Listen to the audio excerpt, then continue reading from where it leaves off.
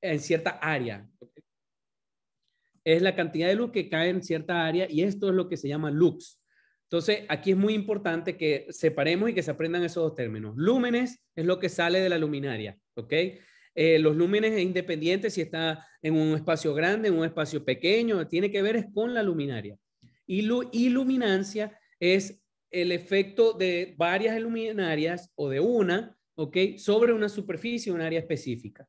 Y la luminancia es después que rebota de esa área, entonces tendría que ver el material o el color del área donde rebotó esa luz. ¿Ok? Otro término importante a comentar es el índice de rendición cromática. Este habla sobre la calidad de la luz. Dependiendo de la calidad de la luz, nosotros vamos a ver bien los colores o los vamos a ver mal. ¿Ok? Entonces, y aquí está el ejemplo perfecto de un CRI, de una manzana visto con un CRI, que es la rendición cromática, de 70 y viendo el mismo color, la misma manzana, pero con una iluminación o una calidad de iluminación importante que tiene CRI 100 y por eso la manzana se ve el color verdadero. Entonces, esto es un valor o una especificación que, por ejemplo, cuando se compran luminarias o lámparas económicas, el CRI normalmente ni lo colocan porque es un CRI tan bajo que no cumple la normativa. Y eso es algo que tenemos que ver a la hora de salir al mercado a escoger las luminarias. ¿Okay? El CRI básicamente usa como referencia la luz del sol o la luz del incandescente, que es el bombillo viejo que estamos acostumbrados a tener en nuestras casas, de los que tienen un CRI de 100, porque son los que nos permiten ver el color de la mejor manera. Entonces siempre es cualquier luminaria comparada con esas. La temperatura de color, que lo vamos a tocar varias veces en esta presentación, representa el color de luz de un proyector planquiano con diferentes temperaturas. Describe las diferentes características del color de la luz, el diferente tono de color blanco, que va desde el cálido hasta el frío, desde los 2000 hasta los 6500. Esto lo vamos a ver un poquito mejor más adelante. Los lúmenes, como lo acabamos de hablar, es lo que sale de la luminaria, ¿ok? Y los vatios vendría siendo la energía que consume la bombilla, es la potencia, así como con cualquier otro equipo. Entonces los vatios, lo que nos va a decir es cuánto consume esa luminaria a nivel eléctrico, ¿ok? La eficiencia vendría siendo cuántos lúmenes emite esa luminaria para un consumo de vatios fijo, ¿ok? Cuanto mayor sea el número, significa que emite más lúmenes con menos vatios, ¿ok? Por lo tanto, es más eficiente. La intensidad luminosa o la distribución, ¿ok? Se refiere a cómo la luz sale del bombillo o de la lámpara o de la fuente de luz, ¿ok? Cómo está distribuido esa iluminación, ¿ok? Dependiendo del tipo de fuente de luz, si es puntual, si es lineal, si es de área, o también dependiendo si tiene lentes, si tiene cualquier tipo de vidrio que pueda cambiar la óptica de la luminaria, puede cambiar drásticamente la forma en que esa luz está distribuida en el espacio. Esto es bastante importante porque nosotros al escoger una luminaria, si queremos un efecto específico, tenemos que ver cómo sale la cómo sale la luz de esa luminaria. Si no, podemos tener un efecto diferente al que estamos esperando.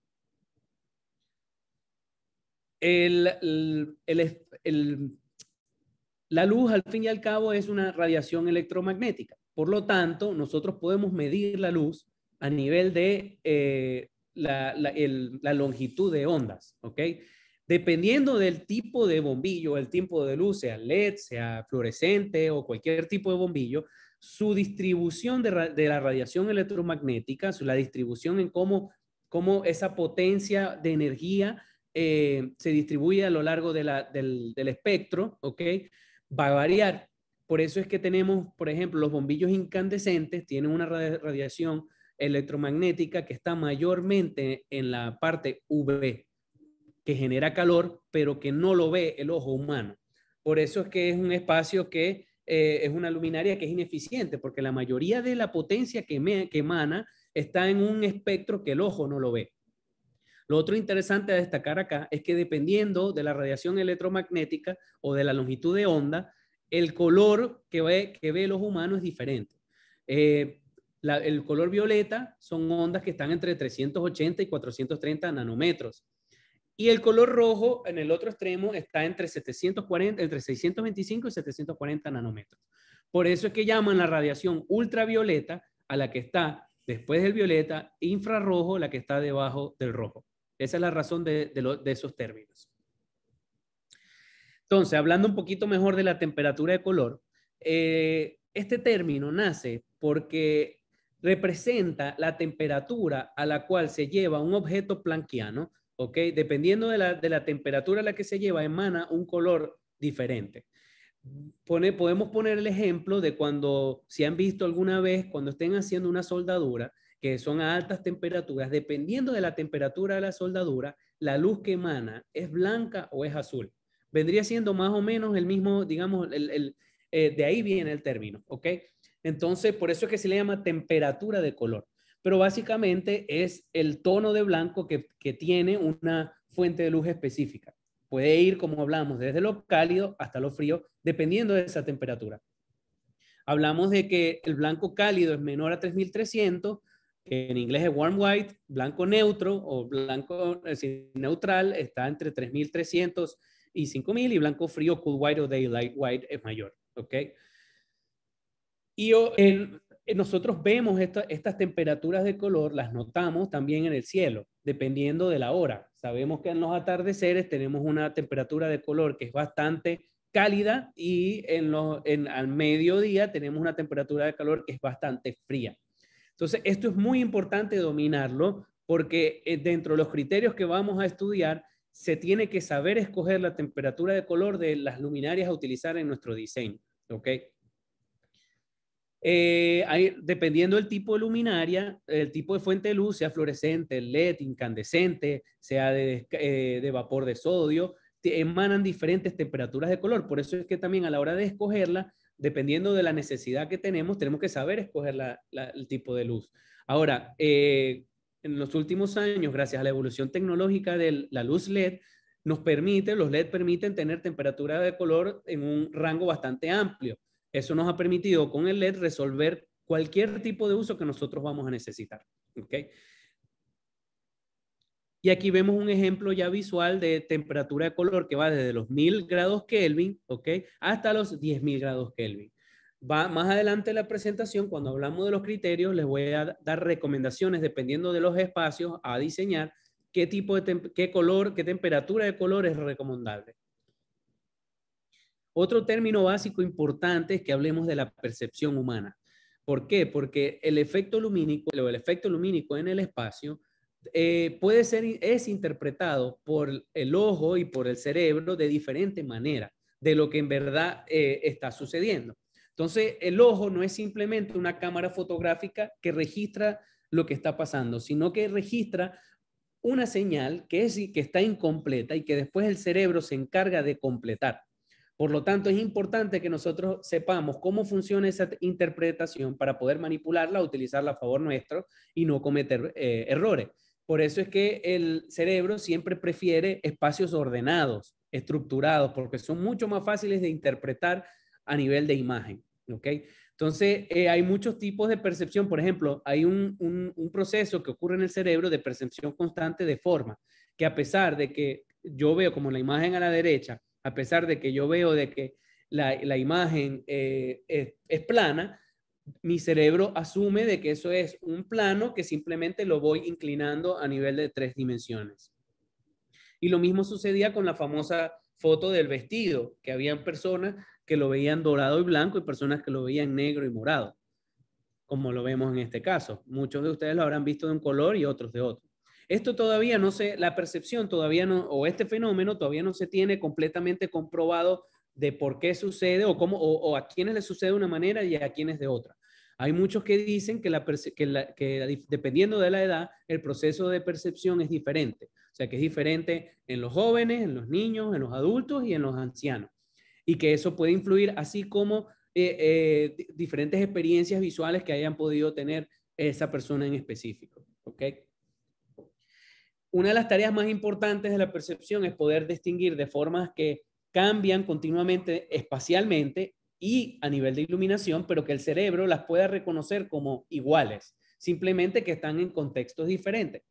Por eso es que a veces los objetos fijos producen por variaciones de iluminación o que cambian de distancia o cambian de ángulo o imágenes retinianas que son distintas, pero que el cerebro debe poder entender de que es la misma cosa en diferente iluminación o diferente ángulo o diferente distancia.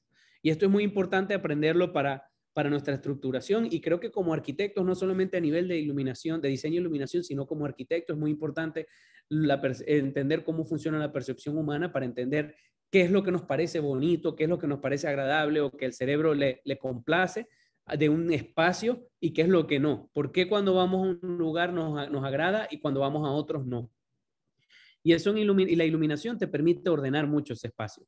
Por ejemplo, si ustedes tienen un espacio que tiene columnas o elementos verticales muy marcados, al cerebro le va a molestar que las luminarias y el efecto de luz no esté ordenado con esos elementos verticales. ¿Ok?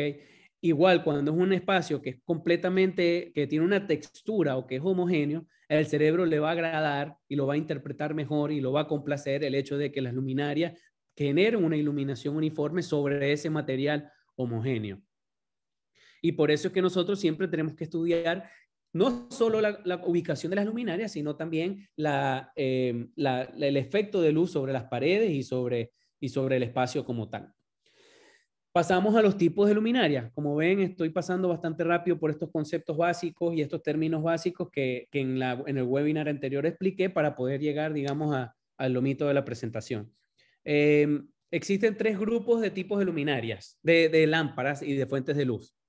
Tenemos las que funcionan por radiación térmica, las que funcionan por descarga de gas y las que funcionan por electroluminescencia, ¿ok? Las que son de radiación térmica vendrían siendo lámparas que generan luz por como dice el nombre, por una fuente de calor o un metal que es calentado y que empieza a emanar luz, ¿ok? En esto están los bombillos incandescentes, que son los que ya inclusive son ilegales en la mayor parte del mundo. Cuando digo ilegales, simplemente que no están según norma por su ineficiencia. Y los halógenos o incandescentes, ¿ok? Estos tienden a tener un efecto de luz bastante brillante, bastante cálido, pero que consumen mucha energía y que generan mucho calor, ¿ok? Luego tenemos las lámparas que funcionan por descarga de gas, que eso funcionan con diferentes mezclas de gases que son calentados con electrodos en ambos extremos de la lámpara, y que esos electrodos, esas corrientes pasando por los gases generan iluminación. Tenemos 2 grupos, los de baja intensidad y los de alta intensidad.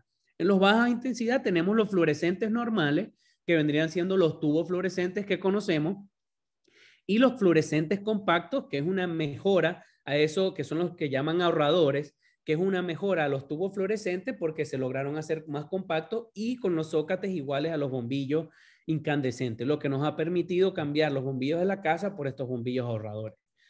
Estos tienden a tener luces temperatura de color un poco más fría, pero también vienen cálidas desde los 3500. Pero son bastante eficientes. Los de alta densidad son utilizadas en reflectores, como son los HID, los HIT, ¿okay? Y los de vapor de sodio, que son utilizadas para reflectores, para iluminación de tráfico en las ciudades, y para otros usos donde se necesitan potencias mucho más altas y flujos luminosos mucho más altos. Por último, pero en lo que más está evolucionando últimamente son las fuentes de luz con semiconductores, que vendría siendo los LED. Los LED prácticamente son diodos que se les pasa corriente y emanan luz.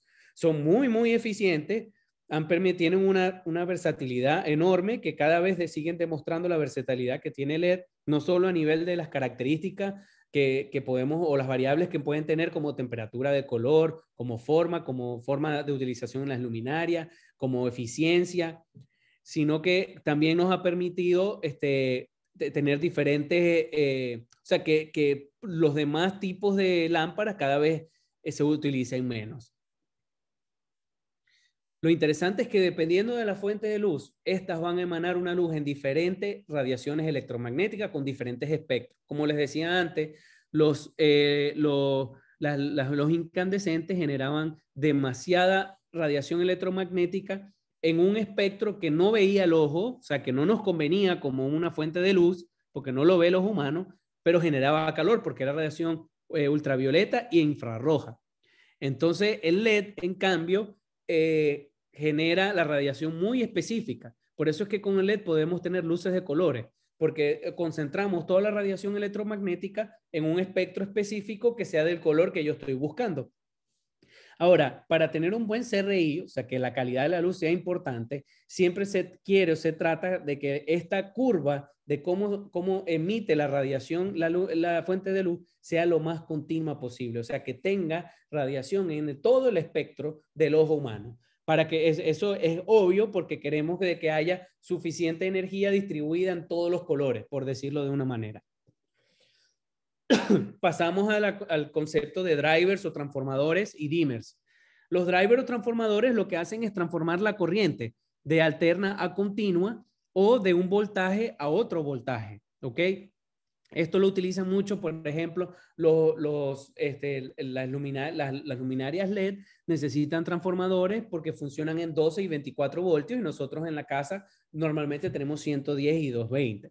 Entonces adaptan el voltaje y la corriente. Y muchas veces, por ejemplo, los balastros, en el caso de los fluorescentes, lo que hacen es también equilibrar o controlar un poquito el voltaje para que pueda funcionar la luminaria de forma correcta.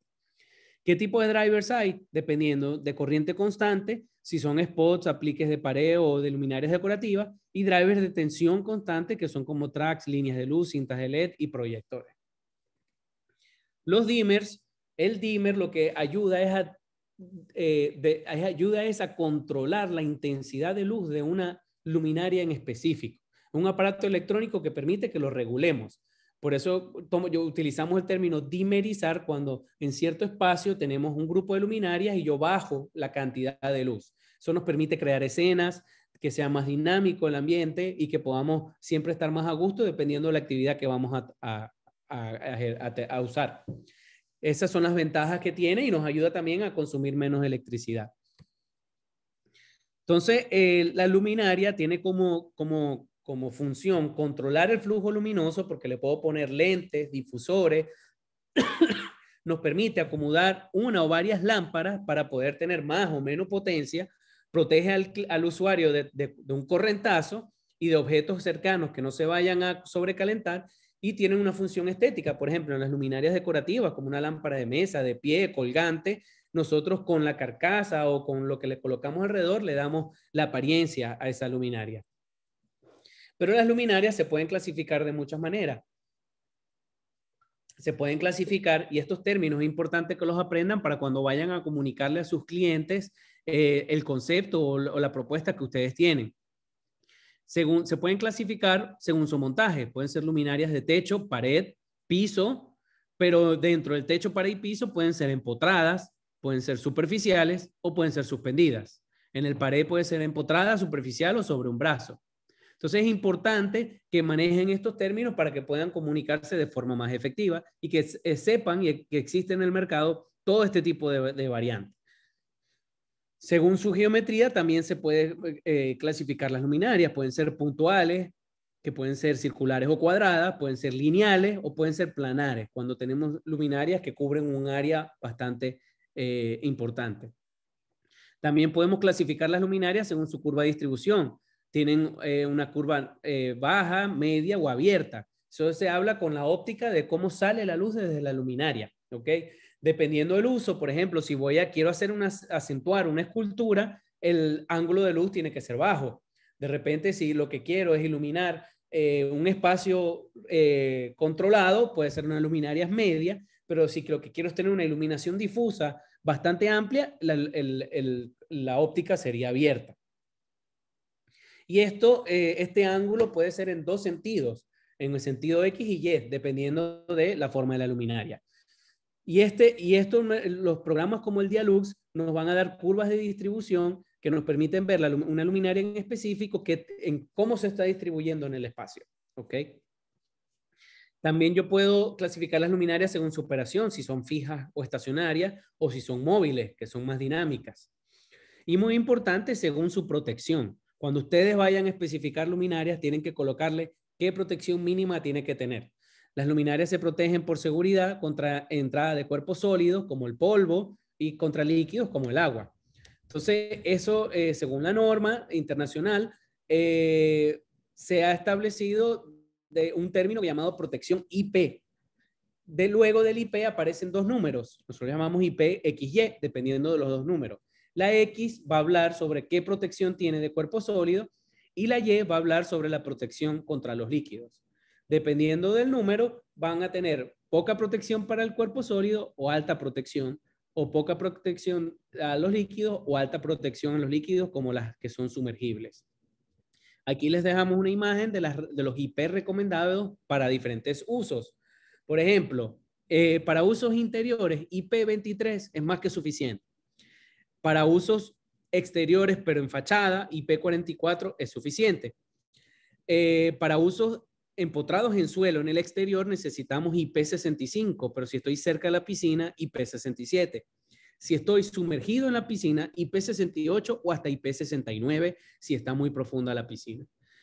Dentro de espacios como húmedos, como los baños, también puedo tener una diferente distribución. Si tengo luminarias metidas en la ducha o en las bañeras, tengo que tener protecciones de IP65, 67, o si tengo luminarias simplemente en el techo, deberían tener IP44 como mínimo. Terminando ya la filosofía y los conceptos básicos,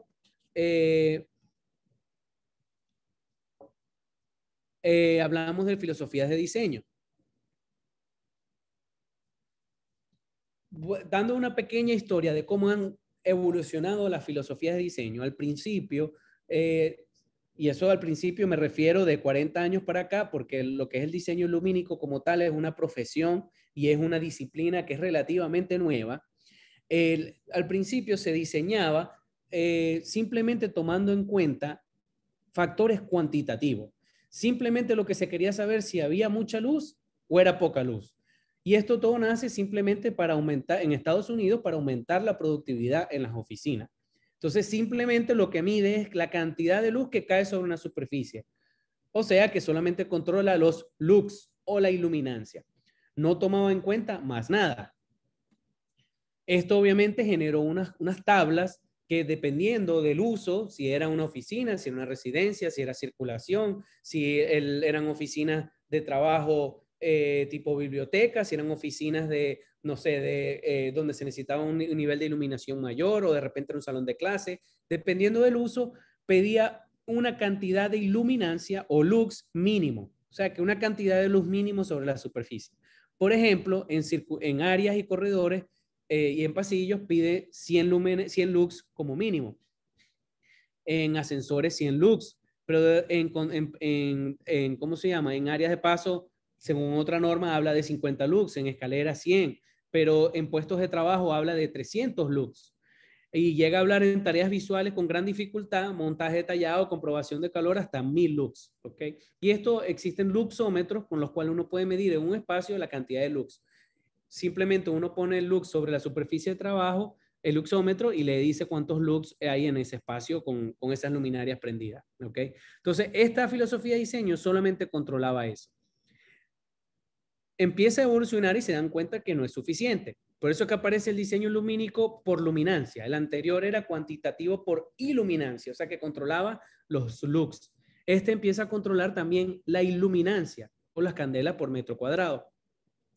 Que recuerden que este habla sobre la luz después que refleja en la superficie y llega al ojo humano. Lo que habíamos hablado antes de que dependiendo del color de la superficie podía aumentar el efecto de luz en el ojo humano o podía disminuir. Y uno podía controlar eso. Uno puede controlar la jerarquía en el espacio dependiendo de los colores que uno utiliza en la superficie. Pero sigue siendo un diseño de iluminación bastante cuantitativo porque esto se puede medir. Pero me permite al menos hablar de contraste, que se van a dar cuenta, y lo repetiré mucho, que el diseño lumínico se trata de contraste. Es contrastar diferentes niveles de luminancias. Es contrastar oscuro con lo claro. Por eso es que, digamos que hay muchos diseñadores de iluminación que dicen que uno más que diseñar iluminación, uno diseña oscuridad, que vendría siendo lo opuesto a la claridad.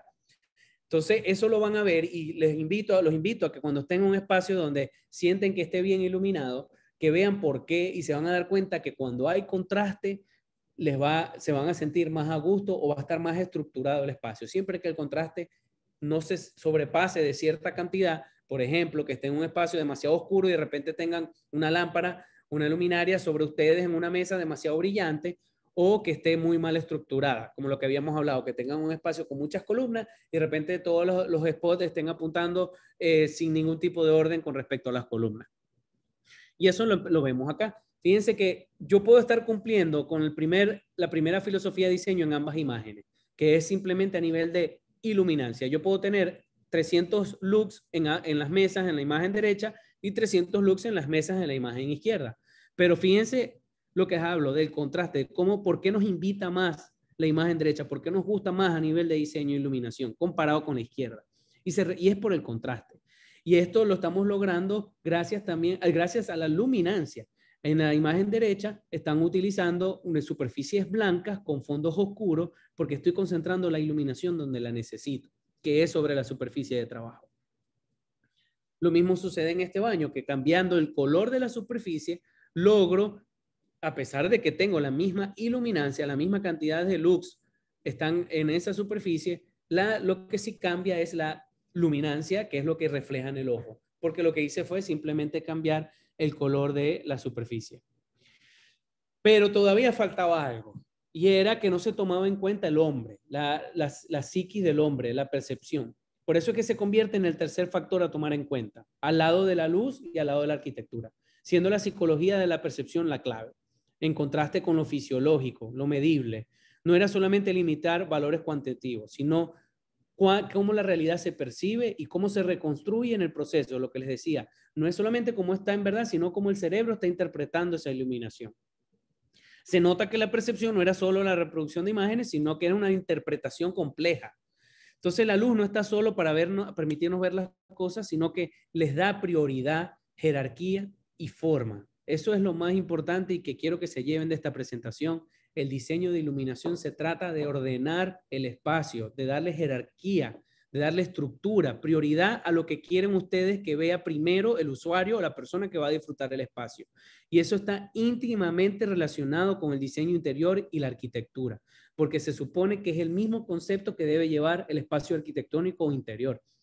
Uno tiene que crear espacios que tengan, que al usuario tenga que poder interpretar de forma rápida y sin ningún problema. Y bueno, el diseño de iluminación nace de la iluminación de escenarios, de los profesionales que diseñaban iluminación en escenarios y en conciertos. ¿Por qué? Porque se trataba de crear drama, digamos, manipular una sensación o cómo la persona va a percibir el espacio. Claro, la iluminación de escenarios y de conciertos lo lleva más allá al punto de que cambia la realidad del espacio hasta el punto que a nivel de diseño e iluminación, digamos, arquitectónico, sería una exageración. Pero tomamos de acá lo que nos gusta, cómo el diseño de iluminación de escenarios permite cambiar el humor, permite cambiar la emoción del usuario, de lo que está viendo, nos permite cambiar la forma, el color, y eso lo tomamos y lo utilizamos inteligentemente, pero a nivel de diseño lumínico. Esta profesión de diseño de iluminación de escenario se fue convirtiendo poco a poco, estos profesionales se fueron convirtiendo, los fueron invitando, digamos, arquitectos a que diseñen o que los ayuden a nivel de diseños arquitectónicos. Y eso empezó a suceder, por ejemplo, en el Seagram Building en Chicago, donde ya invitan a Richard Kelly, que era un diseñador de escenario, a que apoye a diseñarle la iluminación del edificio como tal. Por eso es que él es uno de los pioneros. Y él identifica 3 fases o 3 capas de luz. La primera es la luz ambiental, que lo vamos a ver mucho, la luz general. Es la luz que es para ver, es la luz cuantitativa, es la que me permite ver todo lo que tengo a mi alrededor. Es una iluminación general que me permite no caerme, no tropezarme, ver a las personas que tengo al lado, etcétera. Nos da orientación, ¿ok? Y es normalmente bastante uniforme y amplia y aburrida, plana. Por eso también hay otra capa de iluminación que es la luz para mirar. Esta luz es de acento. Esta luz me resalta algo que yo quiera resaltar, sea un acceso, sea una escultura, sea una pared bonita, sea la mesa, Yo resalto, yo decido como diseñador lumínico qué es lo que yo quiero resaltar. ¿Ok? Se toma en cuenta que lo que hace es darle más luminosidad, más brillantez a un elemento en específico con respecto a los demás y genera diferenciación, genera contraste. Y esto ayuda de que el cerebro interprete de la información más rápida. Si yo le doy contraste, yo jerarquizo, yo digo, esto es más importante, por lo tanto lo hago más brillante, yo ayudo a que el cerebro cuando llegue a un espacio entienda, ok, esto que es más brillante es más importante. O de repente el espacio está construido por una serie de columnas verticales, yo voy a poner más brillante esas columnas para que mi cerebro entienda la arquitectura de este espacio es de esta manera. Y por último, la última capa de luz sería la luz para contemplar, la luz divertida, el juego del brillo, que esa es la traducción que viene del inglés. Aquí habla de que la fuente de luz como tal no es solamente da información, no es solamente para iluminar algo, sino que la luminaria como tal te da información, como una pantalla de luz, como una luminaria decorativa que es atractiva, que genera un brillo de luz interesante. La luz se convierte como tal en un punto de interés. Luego de Richard Kelly aparece William C. Lamb, que ya empieza a darle forma a estos criterios, o estas tres capas de iluminación. Él ya empieza, él es uno de los defensores más, fue uno de los defensores de la planificación que sea más cualitativa, ya no tanto solo cuantitativa como los americanos la tenían, sino que empieza a introducir la parte cualitativa, empieza a ofrecer unos criterios, un vocabulario de cómo podemos nosotros guiarnos, ¿ok? Y retoma el enfoque desde la perspectiva del arquitecto y exige que tiene que haber un análisis diferenciado de las tareas visuales, tiene que haber una jerarquía dependiendo del uso y de la arquitectura del espacio. Estaba convencido de que las necesidades inconscientes del ser humano podían favorecer un buen diseño. Pero él plantea dos grupos principales de criterios. Uno son las necesidades funcionales. ¿A qué se refiere? Con la iluminación funcional, que haya condiciones óptimas para que puedas llevar a cabo tu actividad, que esto está cubierto por la iluminación cuantitativa y resulta a que pueda haber una ocupación consciente, ¿no? Y que funcione el espacio. ¿Cuáles son estos requerimientos funcionales? Ya lo dije antes, que haya suficiente iluminancia o suficientes lux en el espacio, que eso depende de la actividad que yo voy a llevar a cabo. También controla la luminancia en el campo visual, ese contraste del que habíamos hablado, que no puede haber demasiado contraste porque si no me genera deslumbramiento, que es algo que incomoda al ojo. Por ejemplo, cuando me ponen un bombillo en el ojo, en la cara o cuando veo el sol directamente, que me genera una molestia por el contraste. Afecta el comportamiento visual y se debe controlar. También hay un deslumbramiento indirecto, que es, por ejemplo, cuando una luminaria apunta a un monitor a algo brillante y rebota sobre el ojo. El tercer requerimiento funcional que controla es la rendición cromática, que ya lo conversamos, la calidad de la luz como tal para poder ver el color natural de los objetos. Y el segundo grupo, que es, digamos, donde empieza a innovar, es la necesidad biológica. Recopila todas las exigencias fisiológicas en un entorno visual, el requerimiento psicológico de la información, o sea, abarca ampliamente la necesidad inconsciente del cerebro, que son fundamentales para que se pueda sentir bien en un espacio, en una situación. ¿A qué se refiere esto? A dar una orientación de forma espacial, se refiere a reconocer las metas y los caminos hacia ella, a la situación espacial del espacio, a la oferta del espacio, qué me está ofreciendo, qué es importante que yo note en ese espacio. Pero esa orientación también abarca información sobre el entorno, por ejemplo, qué hora es, el tiempo, lo que sucede alrededor. Se trata de que comprenda las estructuras que lo rodean. En este caso, tiene capital importancia la suficiente visibilidad de todas las zonas del espacio. Entonces, fíjense, les pongo una foto de un espacio. Este espacio de baño fácilmente se podía iluminar con varias luminarias centrales que generen bastante luz uniforme y ya, si fuera una filosofía de iluminación cuantitativa, la cumpliría. Pero fíjense cómo los criterios establecidos aquí ayudan a que se sienta bien y que se vea el espacio. Fíjense que el espacio es bastante largo, bastante horizontal, por lo tanto las luminarias resaltan esa forma del espacio. La luminaria directa se está colocando encima de los lavamanos, que es donde se necesita más luz, pero del lado opuesto se está generando una iluminación indirecta, inferior y superior, que lo que hace es resaltar y separar ese acabado que le dan al baño. todo genera una iluminación general que me permite entender el espacio, verlo, circular a través de él, pero que le da más luz donde lo necesito, que es encima de los lavamanos. Entonces, de estas necesidades biológicas, la primera es el reconocimiento del espacio, entenderlo. Aquí tengo otro ejemplo, otra imagen de un pasillo donde yo tengo una iluminación larga que va con toda la pared, que tiene textura, que me interesa resaltarle la textura, y al poner la iluminación de abajo hacia arriba hace que yo entienda esa gradiente o entienda que esa superficie no es plana, sino que tiene rugosidad, que tiene textura. Por el otro lado, tengo spots que lo que hace es iluminarme en la otra superficie vertical que también tiene digamos, un efecto importante. Entonces, lo que quiero que noten de aquí es que lo que más ayuda a que reconozca el espacio bien es la iluminación vertical, o sea, iluminar superficies verticales. No se concentren siempre en iluminar las superficies horizontales. Es importante que ustedes siempre traten de iluminar las paredes y eso les va a permitir darle forma al espacio y a resaltar las texturas de las paredes. Y aquí tenemos más ejemplos de cómo nosotros lo que hacemos es resaltar la estructura del espacio y resaltar esa orientación. En el lado izquierdo, fíjense cómo tenemos una barra de caja de recepción donde tenemos luminarias que están digamos, intercaladas con las computadoras. Y después en la parte de atrás, que es un lobby bastante alto, tengo esas cintas LED a lo largo que me van generando esas escamas. Igual en el pasillo de la imagen derecha, donde tengo reflectores que apuntan hacia arriba y hacia abajo, apliques de pared, perdón, que me va generando algún tipo de interés a lo largo de un pasillo que normalmente sería aburrido. El segundo requerimiento biológico sería la constancia de percepción, se refiere a la identificación del espacio sin importar la condición de iluminación. Eso se lo facilita logrando gradientes, o sea, bañando de luz superficies que pueda generar gradientes sobre la superficie que me permita ver de dónde viene la luz. Y el último requerimiento biológico es el soporte de los ritmos biológicos, que eso lo vamos a ver mucho, que es apoyo al ciclo circadiano.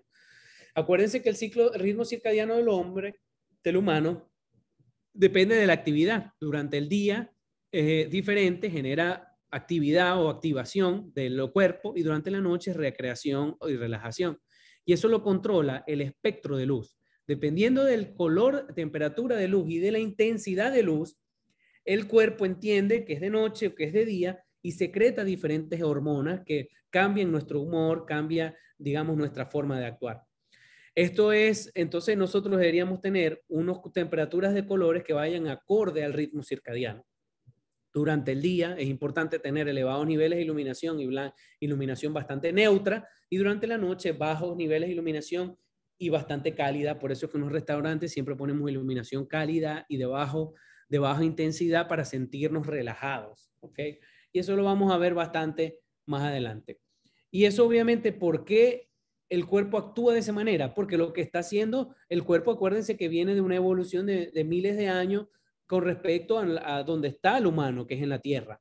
Y que siempre nosotros a nivel del amanecer estamos despertándonos, poco a poco estamos activándonos, tenemos la mayor activación al mediodía, que es cuando la luz es más fría, y luego a medida que se hace tarde de noche nos vamos relajando y el cuerpo va descansando, y ya cuando es oscuro el cuerpo te dice vamos a dormir. Pero no hay que olvidar en la filosofía de diseño que la luz también es un soporte de la arquitectura, ¿ok? Dentro de la arquitectura, o sea, las luminarias que yo voy a posicionar, el orden de las luminarias, la forma, el color de la luminaria, hablamos de la luminaria como tal, no el efecto de luz, va a influir sobre la arquitectura. En el caso de la imagen de la izquierda, yo trato de esconderlo, pero hay veces que como la imagen del medio y de la derecha, que las luminarias y la forma de las luminarias lo que me ayuda es a resaltar o se convierten en un componente decorativo. Y empiezan a salir nuevos requerimientos, además de estos tres. Por ejemplo, salen requerimientos de una iluminación más dinámica, que pueda cambiar, que no sea fija siempre a lo largo del día y a lo largo de las actividades. Nace la necesidad de un control personal más importante, de una eficiencia energética, de integrar la iluminación natural con la artificial, de la luz como parte del diseño interior y de la iluminación circadiana. Y por eso nace el Human Centric Lighting, porque fíjense cómo hemos ido evolucionando de algo muy cuantitativo, donde no le importaba al ser humano, sino la eficiencia, ¿ok? Y poco a poco hemos ido tomando criterios, integrando criterios que toman más en cuenta la psiquis o la percepción o el sentimiento del humano. Por eso es que llegamos a una filosofía de ese diseño llamada océntrica en lo que es el humano. Entonces, ¿qué es? Y esto es lo más importante de esta presentación, o lo que más, digamos, diferencia esta presentación. ¿Qué es el Human Centric Lighting? Esto vendría siendo, bueno, la Asociación Central de la Industria Eléctrica Alemana ofrece una definición más diferenciada. Dice que la luz tiene efectos diferentes sobre las personas, pero siempre influye visual y emocional y biológicamente. Entonces, este tipo de filosofía favorece claramente a lo largo plazo la salud y el bienestar y el rendimiento de las personas. No es simplemente explotar a la persona, sino que se sienta bien, de que su salud esté cuidada, ¿ok? Emocional y físicamente. Ya Lamb en 1977 decía que si la iluminación del espacio interior se adaptaba a las condiciones lumínicas del día y la noche, estas iban a favorecer al humano. Y esto quedó demostrado cuando se descubrieron apenas en el 2001 unas células ganglionares que relacionan la luz con el ciclo circadiano, que esto antes no se había encontrado. Entonces tenemos que hay tres factores en el ojo que influye: el efecto luminoso visual, como con los conos y los bastones, los emocionales y los biológicos, que son estas células ganglionares que antes del 2001 ni siquiera se habían descubierto. Que estas terminan de demostrar de que hay un efecto directo de la luz en el espacio con nuestro sentimiento de cómo nos sentimos y de cómo a nivel emocional, pero también cómo funciona nuestro cuerpo, qué tipo de hormona secreta, la relajación, la actividad, la energía, muchas cosas. No obstante, esta innovación tecnológica fue decisiva. O sea, ¿a qué se refiere? Es que digamos, la creación del LED y del tonable white, que vendría siendo el blanco graduable, o sea, que yo con una luminaria, con una lámpara LED, yo puedo cambiar esa misma, así como un RGB que te cambia de color, salieron unas que son blanco graduable, que yo puedo cambiar el tono de luz, la temperatura de luz de color del blanco, de 2700 a 6500 si yo quiero. Con el mismo, imagínense que en su apartamento o en su casa, cuando es de mañana tengo una temperatura de luz y cuando es de mediodía es otra temperatura de luz. Entonces, la combinación de la tecnología LED con temperaturas de color variante y las redes digitales permitió que haya una iluminación variable y flexible, que ya yo con un celular, con una pantallita, yo pueda cambiar las escenas de luz y cambiarle el color a la luz, ha permitido, digamos, acentuar esta tendencia del human-centric lighting. Entonces, la calidad de luz termina siendo basada en la luminosidad, ¿ok? En la temperatura de color, en la rendición cromática y en el bienestar. Entonces, dependiendo de mi actividad, yo cambio el tipo de luz.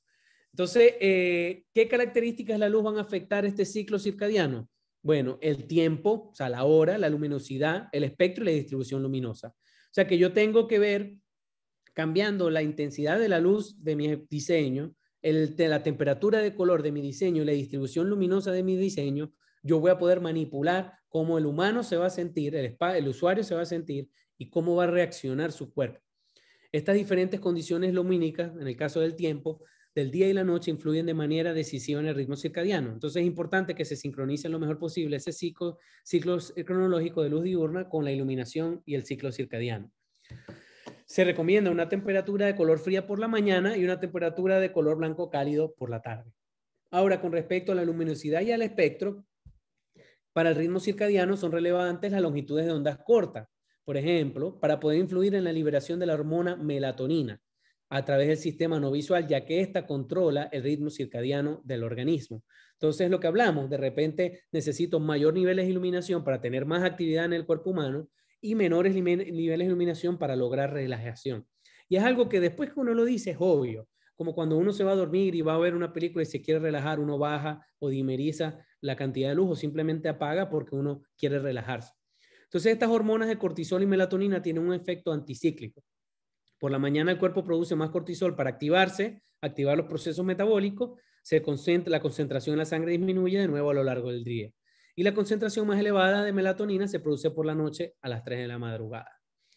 Y la distribución lumínica aún no se ha investigado de detalle cómo afecta la distribución espacial de la luz en el campo visual, cómo afecta las reacciones no visuales. Algunas investigaciones apuntan que la luz en el campo visual superior es más eficaz para las reacciones no visuales que en el campo inferior, pero eso todavía no está demostrado.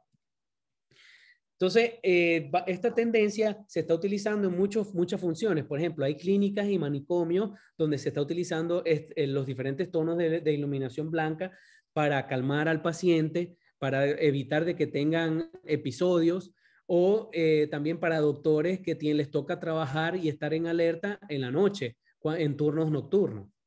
Pero también lo vemos muchísimo en la parte del ocio y de la recreación. Por ejemplo, en los aviones modernos que cambian el color de iluminación dependiendo si quieres que te despiertes, si es hora de dormir, si es hora de comer, si ya vamos a aterrizar.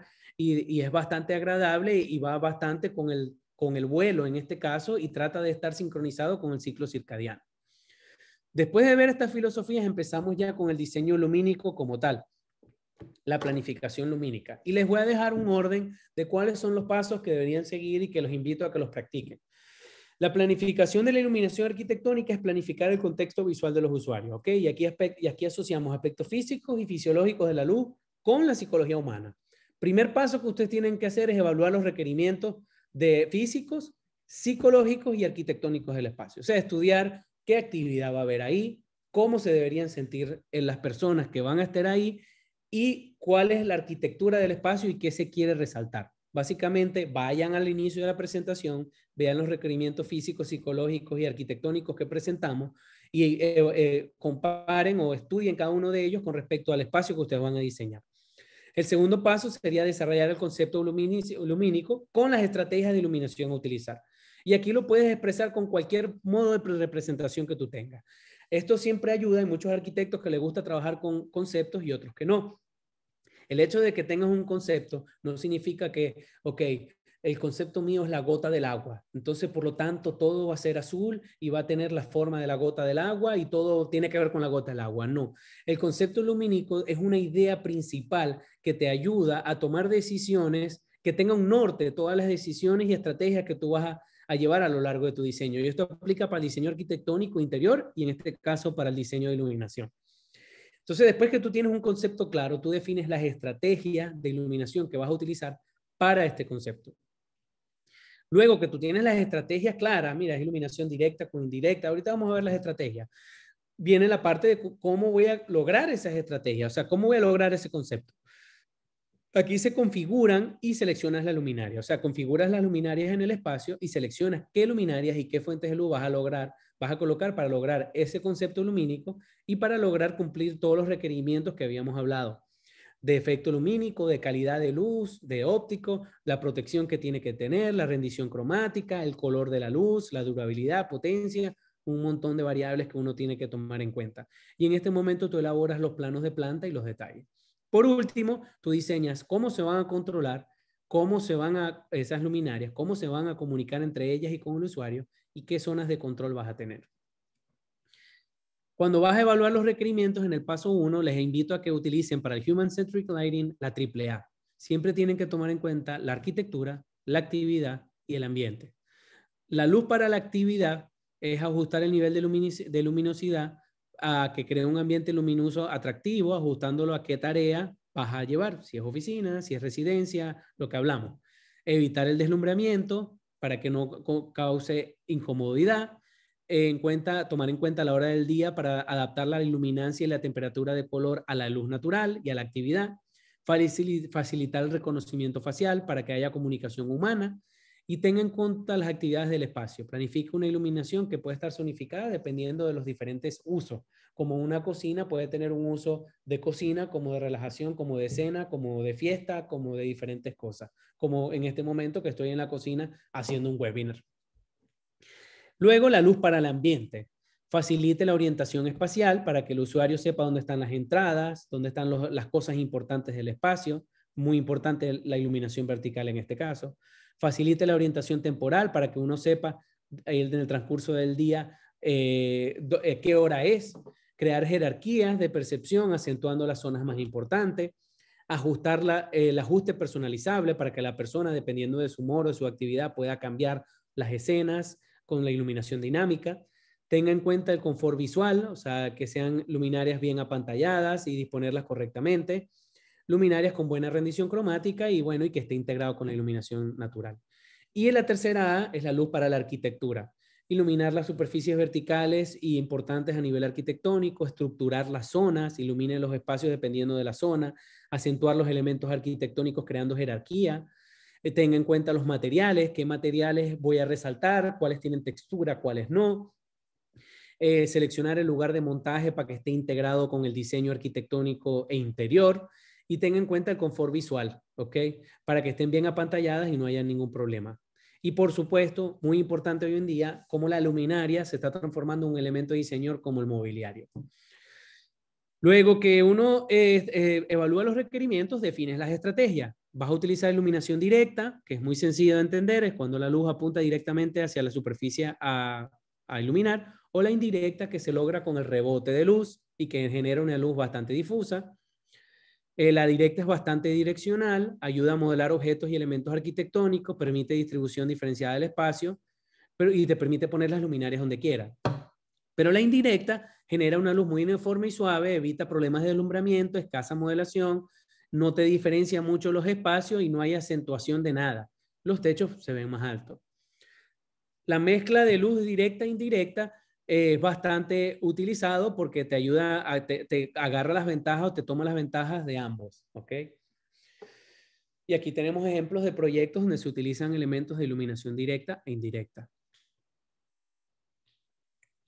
Luz horizontal y vertical. La iluminación horizontal es iluminación de superficies horizontales y las verticales iluminamos superficies verticales. La horizontal es útil, funcional, te ayuda a iluminar planos de trabajo y de actividades, refleja luz en superficies verticales y al iluminar el techo genera iluminación difusa. La luz vertical ilumina los planos de trabajo. Yo diría que la mayoría de las personas se concentran en este tipo de luz y olvidan la luz vertical, que es la que más interesante, la que los ilumina planos de trabajo verticales, te ayuda a darle jerarquía a ciertas cosas, te da configuración del espacio, orientación espacial, y te genera por rebote iluminación general en el espacio. Como en este caso, que tenemos una mezcla de iluminación horizontal y vertical. Podemos tener iluminación general para iluminación horizontal. Tenemos iluminación de bañado, que es cuando bañamos una superficie, que puede ser vertical en paredes normalmente. Iluminación de acento para resaltar y modelar objetos. Y iluminación de orientación, donde simplemente ilumino el espacio donde tiene que movilizarse una persona. Aquí les dejamos unos diagramas para que puedan interpretar mejor lo que es la iluminación directa e indirecta como estrategia o cuando es combinada, ya sea interior o exterior. Y aquí les ponemos ejemplos de ambos. Cuando tenemos iluminación de bañado, que le bañamos una pared ya con diferentes tipos de luminarias, ya sean empotradas o orientables, pero también podemos bañar el techo o podemos bañar el suelo, ya sea de forma interior o de forma en el exterior. La iluminación de acento, cuando quiero acentuar algo en específico, y la iluminación de orientación. Otra estrategia que es importante que definamos, es que nosotros como empresa hemos definido y hemos elaborado una guía, la cual nosotros compartimos con ustedes en las redes sociales, es cuáles son las temperaturas de color recomendadas. Por ejemplo, en recibidores, en lobbies, en la parte residencial, es propicio generar un envolvente lumínico que tenga una temperatura de color entre 2800 y 3200 y que sea bastante cálida y que evite a toda costa deslumbrar. En la sala, que es el espacio más concurrido, también se recomienda que sea una iluminación cálida y que ofrezca además propiedades de serenidad y relajación a lo largo de la permanencia en ese área. Las cocinas sí se recomienda utilizar una luz un poquito más fría que llega a la luz neutra de 4000, aunque está bien entre 3000 y 4000, pero porque aquí se realizan muchas veces actividades de trabajo, no solamente actividades de relajación. En los comedores se recomienda entre 2800 y 3200, que es una iluminación bastante cálida. En los estudios se puede llevar, los estudios o los home office hasta 4000 porque se realizan actividades de trabajo. En las habitaciones en promedio en un 3000 grados Kelvin, porque es mayormente de relajación. Pero en las áreas de vestier y de closet y donde uno se vaya a vestir, se recomienda un poco más fría entre 3500 y 4000, porque se favorece la visibilidad al momento de vestirse y en poder apreciar los colores de la ropa. Igual en los baños, se recomienda en 4000 grados Kelvin, recomendado en diferentes escenas para que puedas tener relajación a la hora de ducharte, a la hora de bañarte, pero a la hora de vestirte o maquillarte o peinarte, tengas una iluminación de mejor calidad. En las lavanderías, que son zonas de trabajo de la casa en 4000 grados Kelvin. En las áreas exteriores entre 3000 grados Kelvin y 3000 y 4000, dependiendo de si es de acentuado o es de trabajo. Y si se va a acentuar vegetación, se quiere que sea cálido para que el espacio se vea más cálido y más agradable. Y bueno, hablamos de la luz de color, ya no de temperatura de color, sino si se va a utilizar luz azul, luz roja, el RGB, que es algo que recomiendo que tengan mucho cuidado al utilizar.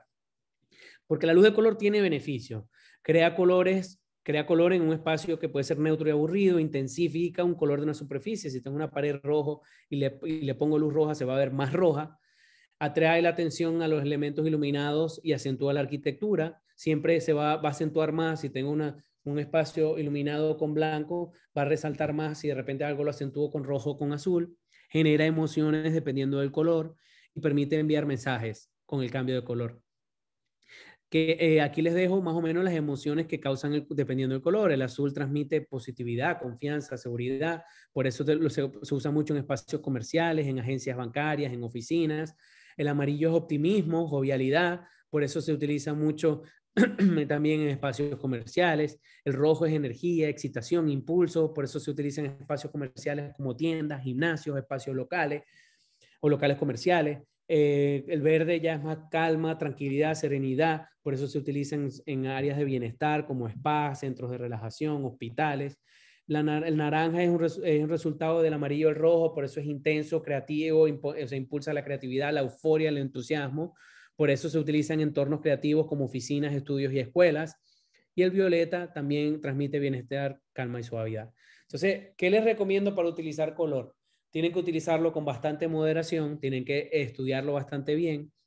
Se recomienda usar luz cálida en el primer plano o para iluminar espacios específicos, objetos específicos, luz fría para fondos, iluminar contextos. La iluminación de color dinámica tiene que tener frecuencia lenta, no debería cambiar muy rápidamente. Evitar cambiar drásticamente el color y textura y configuración de los elementos arquitectónicos. A la luz de color te cambia la arquitectura, que es algo que, por eso es que tiene que ser usado de forma controlada. Y la luz de color de la parte baja del esquema cromático luce más natural en contextos arquitectónicos. Y les pongo varias imágenes de luz de color bien utilizada, sobre todo cuando resalta la marca resalta el branding, pero siempre utilizado de forma controlada. Cuando quiero resaltar el color, por ejemplo, el Parque Medellín, que quiero darle más calidez a la madera, o en el caso de la vegetación, que quiero resaltar de alguna forma algún color específico de vegetación.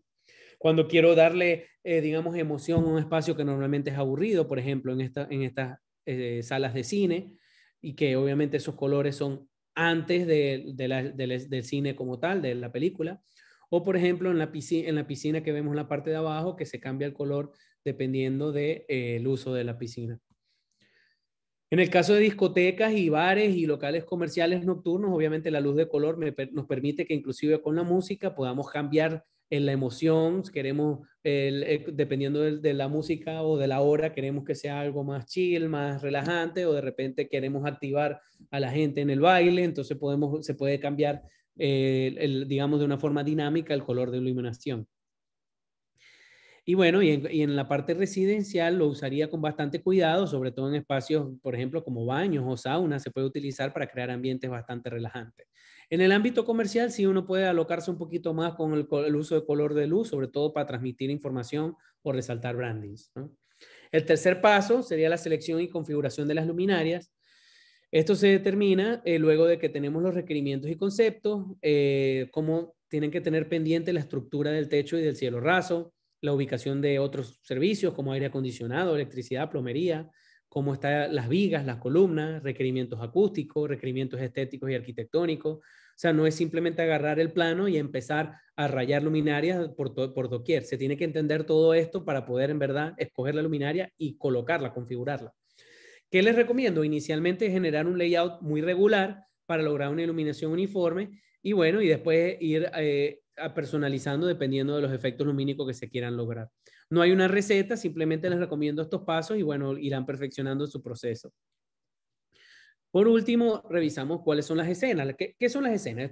Esto nos genera una iluminación bastante dinámica porque nos permite tener diferentes ambientes, diferentes resultados con el mismo conjunto de luminarias, simplemente encendiendo, regulando la intensidad o el color o apagando diferentes grupos de luminarias en diferentes momentos. Entonces las luminarias nos toca conectarlas y controlarlas en zonas diferentes para darles esas características dinámicas. ¿Y cómo puedo yo crear las escenas o cómo yo las diferencio? Dependiendo de la actividad. Por ejemplo, una cocina puede ser para cenar, una sala de como así, para cenar, como para trabajar, como para cocinar. O una sala de conferencia puede utilizarse como área de oficina de trabajo, como de exposición.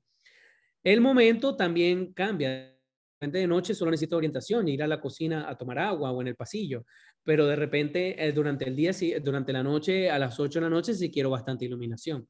O el humor, de repente estoy en un restaurante con escenas para la cena y después a la hora de la noche ya es más para tragos y para baile. Se controla si apago y prendo las luminarias, si no se puede controlar la intensidad de luz, el color o la temperatura de color. Y aquí vemos el caso de una tienda con diferentes escenas y vean cómo cambia drásticamente el efecto del espacio dependiendo de el grupo de luminarias que yo encienda y que yo regule. Aquí pongo un ejemplo de un showroom, de nuestro showroom, donde nosotros simplemente con diferentes grupos de luminaria, encendiéndolas y apagando, podemos cambiar la escena o digamos, el humor del espacio. Nosotros realizamos el diseño de un consultorio odontológico donde también, dependiendo si el paciente estaba esperando, tenía una iluminación más relajante y cuando llegaba el doctor ya a trabajar, la iluminación aumentaba para que el doctor pudiera trabajar. Y obviamente, como habíamos conversado, a nivel de bares y de discotecas, la regulación de color dependiendo de el uso o el momento o la hora o el humor que se quiera darle a los clientes. Ahora, ¿cómo puedo controlar las luminarias? Hay varios tipos de control. Están los controles analógicos y los digitales. Los analógicos está el llamado, bueno, está el on-off, que es el apagado y prendido, que es el básico, y tenemos el phase dim. El phase dim es dimerización por fase. Esto lo que hace es que regula la cantidad de intensidad de la luz. Esto funciona con bombillos incandescentes, halógenos y LED. Lo que hace es simplemente variar la cantidad de potencia que va desde el cable del interruptor o de dimmer hasta el bombillo y dependiendo de la cantidad de luz, de potencia o electricidad que le llegue al bombillo, hay más luz o menos.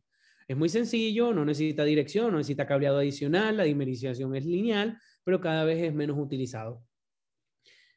Luego está el control de 0 a 10 o 1 a 10. Eso requiere un par de cables adicionales que emite una señal de 0 a 10 voltios o de 1 a 10 voltios, dependiendo si quiere que esté apagado en 0 o que esté en lo máximo en 10 o que esté en el medio en 5 voltios. Funciona con todos los tipos de bombillos. Es sencillo, no necesita dirección, pero necesita los cables y requiere mucho cableado. Los tipos de control digitales tenemos el DCI, el DALI y el DMX. El DCI, que es el Digital Serial Interface, eso significa necesita un par de cables para control, dimeriza hasta el 0%, pero es específico de un proveedor, por eso es que no están utilizados. DALI es el Digital Lighting Interface, es muy utilizado, es de código abierto, o sea, es abierto, te permite hasta 16 escenas y 16 grupos de comando, dimeriza. Cada luminaria tiene una dirección, eso te permite mucha flexibilidad. O sea, cada luminaria tiene su nombre, apellido y tiene una dirección y eso desde un comando, desde una computadora, desde un mando, se puede programar y se le puede dar instrucciones a esa luminaria en específico. Se necesita un especialista en el sistema. DMX se llama es Digital Multiplex, tiene hasta 512 canales, cada red necesita un par de cables, cada luminaria tiene una dirección también, un protocolo rápido, así que es muy bueno para efectos dinámicos y se necesita un especialista. ¿Con qué interfaces yo puedo controlar la iluminación? Bueno, yo puedo tener relojes programables, detectores de movimiento, fotoceldas, que eso tiene un sensor de iluminación natural, controladores infrarrojos o simplemente unas estaciones, unos interruptores normales o de botoneras donde puedo programar escenas. Puedo tener diferentes tipos de dimmer, ya sea como push button, giratorio, táctil, como smart dimmer que son digitales o remotos que simplemente se controlarían desde un celular o una pantalla, como las que aparecen en esta parte. Ahorita hay muchas propuestas, muchos productos en el mercado, como el de Philip Hue, que ya son, digamos, do it yourself, o sea, que lo compras y ya desde el celular tú puedes controlar intensidad y color de los bombillos y que ya vienen retrofit, o sea, que tú puedes cambiarlos de tu casa, pero son algo costosos. Y este sería el final, digamos, de la presentación. Les queríamos hablar un poquito de Design It Store y Design Group Pro. Design It Store es una tienda online donde aparecen más de 50 marcas, donde ustedes pueden escoger cualquier tipo de luminaria de las marcas que tenemos, pero también pueden afiliarse a Design Group Pro, que es Design Group Professionals, donde tenemos acceso a muchas marcas más, donde podemos asesorarlos a nivel de diseño de iluminación que tengan de sus clientes, los podemos apoyar con el diseño, con las evaluaciones y con la ejecución de los proyectos que tengan diseño de iluminación o, bueno, el alcance que tenga. En la tienda online pueden escoger los productos a nivel de iluminación técnica, pueden descargar las fichas técnicas, por eso es que les coloco esta imagen, de cada producto pueden descargar la ficha técnica, los manuales de instalación, el CAD de la luminaria, los catálogos y, muy importante, el archivo LDT. Ese archivo es el que ustedes pueden utilizar para hacer modelaciones en Dialux, simulaciones. El próximo webinar nos vamos a concentrar en una aplicación práctica. No vamos a hablar nada de teoría, sino que va a ser una aplicación práctica de un proyecto que se va a llevar desde el plano o desde el diseño interior hasta la modelación o simulación en Dialux. Eso probablemente vaya a ser el tercero y el cuarto webinar, ya que tiene bastante trabajo. Por favor, síganos en las redes, donde siempre estamos compartiendo artículos, estamos compartiendo guías. Cada 2 meses estamos elaborando guías que la mayoría de las veces están relacionadas al diseño lumínico, y si se afilian al Design It Professionals van a tener muchas ventajas con respecto a los newsletters que enviamos, la información que enviamos y todos los eventos que vamos a ir organizando. Tenemos como les comenté, más de 300 marcas. En la página online hay más de 50 marcas donde pueden encontrar la variedad que buscan a nivel de iluminación técnica y decorativa. Design Group tiene sedes en Venezuela, en Valencia, Caracas, Maracaibo y Lechería, pronto en Barquisimeto también, pero podemos llevar a cabo proyectos en todo el territorio nacional, así como Estados Unidos, Europa y Islas del Caribe y Panamá, por si tienen proyectos también en otras zonas diferentes a las tradicionales. Ahorita los dejo con Sabrina, que vamos a empezar el ciclo de preguntas y respuestas. Muchas gracias. Bueno, muchísimas gracias, Michele, por tan excelente presentación sobre el diseño lumínico. En el chat del Zoom pueden escribir sus preguntas, si tienen algunas, si tienen dudas, que Michele las estará respondiendo en la brevedad.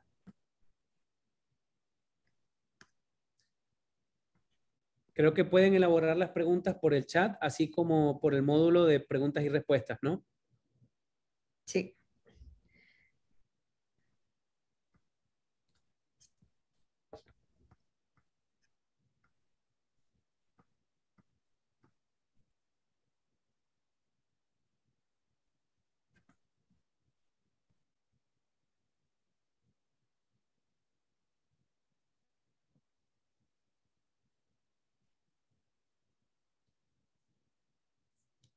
Vamos a esperar unos minutos por si tienen alguna pregunta, y si no, finalizamos, pero vamos a esperar unos minutos.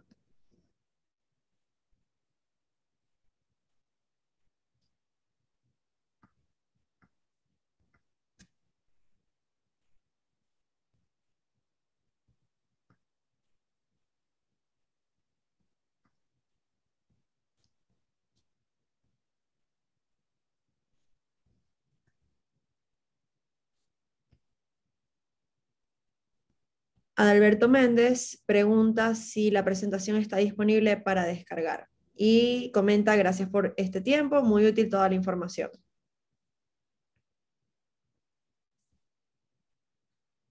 Sí, la presentación va a estar disponible para descargar. De hecho, se elaboró bastante técnica y bastante a nivel de guía para que la puedan utilizar en su trabajo.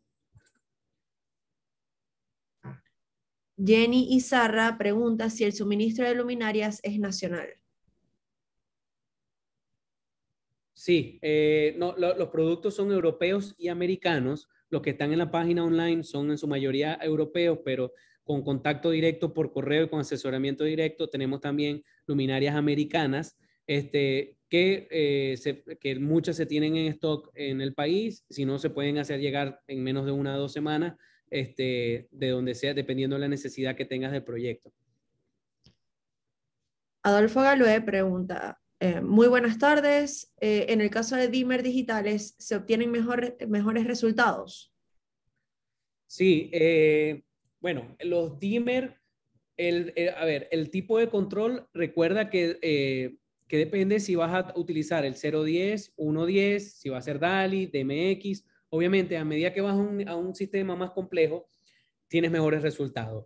Creo que a nivel residencial se recomienda 010, 110, como es lo más complejo que se puede utilizar, y no se debería usar ni DALI ni DMX, que necesitas un especialista para realizarlo. DALI y DMX se utilizan normalmente en escenarios, en discotecas, digamos, en ambientes donde vas a tener control de muchas luminarias, donde hay luz de color, quizás de un centro comercial. Ahí es donde empiezas a utilizar esos sistemas que son más complejos como sistema de dimerización. Ahora, el dimmer como tal, que es la plaquita, no tiene nada, o sea, no es que vas a tener mejores resultados porque tengas una sencilla o una digital. Eso lo que te va a hacer es el trabajo un poquito más cómodo, o sea, y que la apariencia sea mejor. Pero lo que tiene el efecto como tal de iluminación es es el cableado como tal o la forma que controla la luminaria, ya sea 010, 110, Face Dim, que es corte por fase, sea DALI o sea DMX. Eso es lo que en verdad va a determinar la calidad de la dimerización. Ya después el producto o el interruptor que vayas a utilizar o la switchería, si es digital o manual y eso, lo que te da es simplemente más estética o mayor comodidad o mayor lujo a la hora de controlarlo.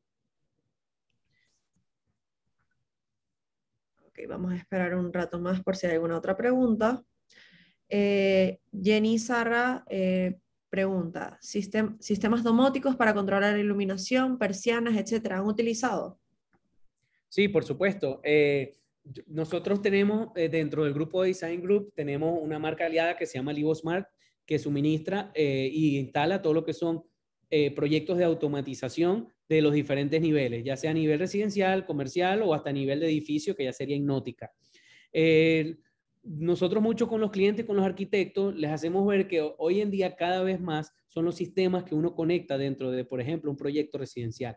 Muchas veces se colocan cámaras, se coloca sonido, se coloca termostatos inteligentes, tiene diseño de iluminación complejo, control de acceso, y te pones a ver que después te toca controlar todos esos sistemas en, digamos, aplicaciones diferentes y que no están asociadas entre sí. Por eso es que cada vez es más común el hecho de domotizar o automatizar las residencias a las oficinas porque logras controlar todos esos sistemas separados de forma única y los logras relacionar y crear escenas que de repente vas a ver televisión y pones escena a televisión y baja la iluminación, se prende el televisor, se prende el sonido, se prende la lavadora, lo que sea, dependiendo de todos los equipos que vayas a tener conectados. Nosotros trabajamos día a día con ese tipo de sistemas y a nivel de iluminación hay diferentes niveles. Hay desde los más económicos, más sencillos, que tienen sus ventajas y desventajas, hasta los más complejos, que tienen un costo más alto y obviamente tendrán sus ventajas. Dependiendo de la inversión que quiera el cliente o el proyecto y dependiendo de lo que se quiere. Entonces, sí, la respuesta vendría siendo que nosotros trabajamos con eso y controla la iluminación, las persianas y todo. Como nosotros recomendamos mucho, y fíjense que hablé mucho de la iluminación dinámica, de las escenas, de verdad, no tener un sistema de domótico, así sea básico, así sea a base de Alexa o de Google Home o lo que sea, si no se tiene ese tipo de una domótica básica, es difícil tener o lograr esa iluminación escénica y dinámica, que quizás tu grupo de luminarias puede lograr, pero que después tú no tienes cómo controlar o cómo activar. Ok. Esperamos unos minutos más o un minuto más por si hay alguna otra pregunta.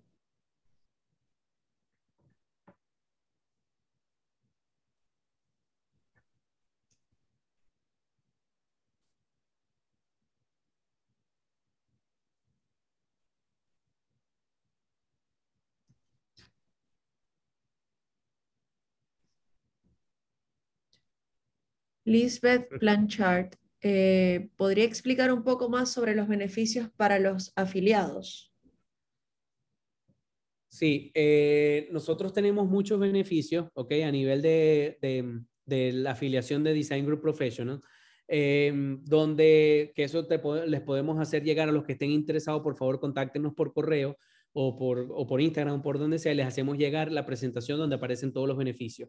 Básicamente, participan en un newsletter especial donde estamos compartiendo información bastante técnica. Les aportamos asesoría a todo nivel de diseño arquitectónico y de iluminación y de interior, ya sea a nivel de electricidad, de iluminación, de mecánica, del mismo diseño interior, modulación de cocina, escogencia de materiales.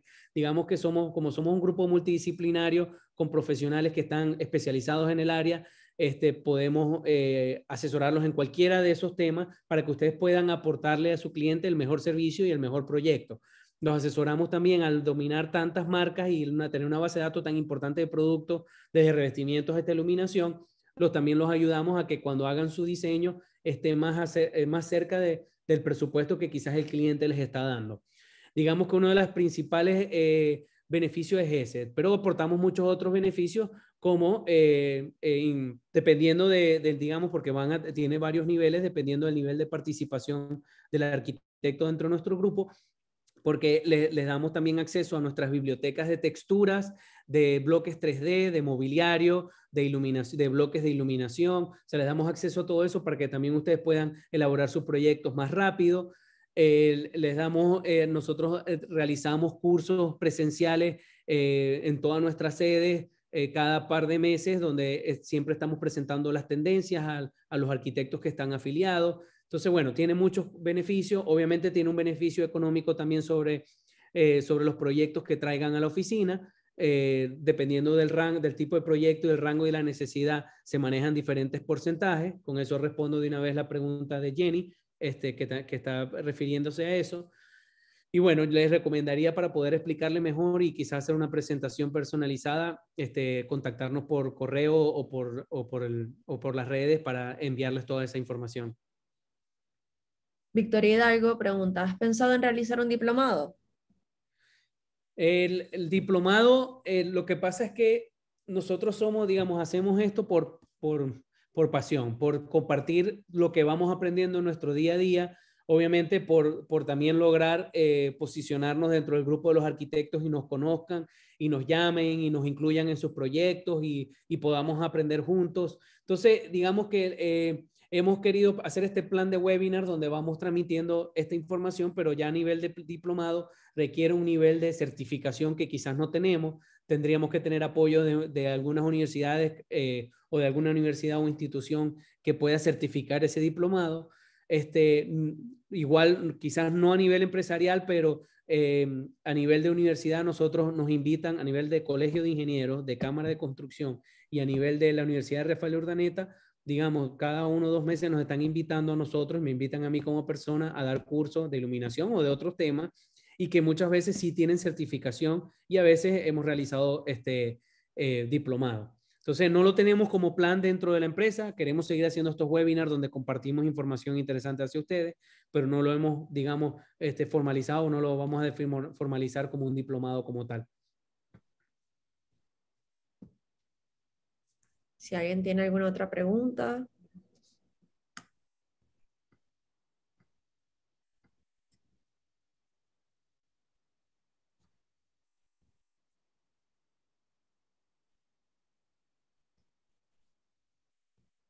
Bueno, yo creo que podemos finalizar con esta ronda de preguntas.